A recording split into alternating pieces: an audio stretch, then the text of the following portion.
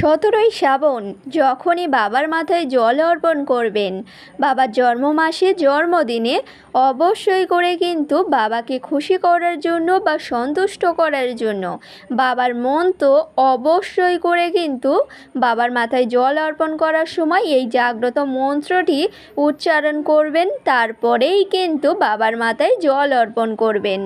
একদমই ঠিকই শুনেছেন, ১৭ই শ্রাবণ কিন্তু বাবার জন্মদিন। আর এই জন্মদিনের দিনে বাবার মাথায় অবশ্যই করে যখনই জল অর্পণ করবেন, বাবার জাগ্রত মন্ত্রটিও উচ্চারণ করতে হবে, তারপরেই কিন্তু ভোলেনাথের মাথায় জল অর্পণ করতে হবে।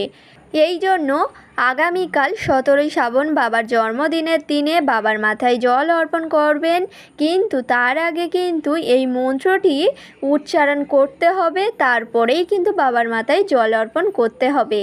তার কারণ হচ্ছে এই মন্ত্র ছাড়া বাবার পূজা অসম্পূর্ণ।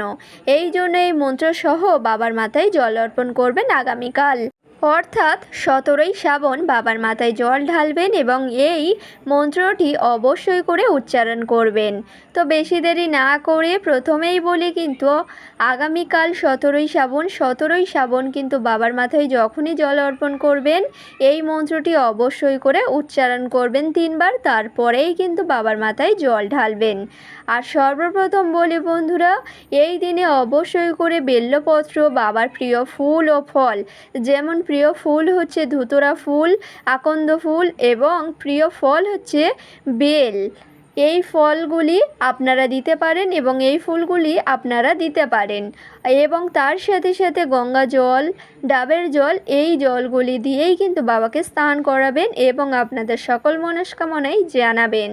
তো সর্বপ্রথম বলি, আপনারা কিন্তু এই জিনিসগুলি বা এই সামগ্রীগুলি অবশ্যই কিন্তু বাবার চরণে অর্পণ করবেন এবং তারপরেই কিন্তু জল ঢালবেন এবং জল ঢালার সাথে সাথেই বাবার জাগ্রত মন্ত্রটিও ৩ বার উচ্চারণ করতে হবে।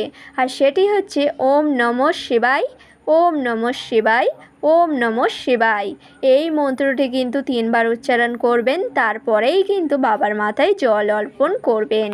তো বন্ধুরা, আশা করছি বোঝাতে পারলাম। আগামীকাল ১৭ই শ্রাবণ কিন্তু বাবার মাথায় যখনই জল অর্পণ করবেন, এই মন্ত্রটি ৩ বার উচ্চারণ করবেন, তারপরেই কিন্তু বাবার মাথায় জল ঢালবেন।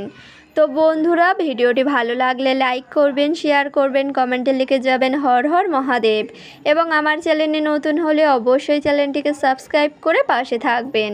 পরের ভিডিও পাওয়ার জন্য সকলকে জানাই অনেক অনেক ধন্যবাদ।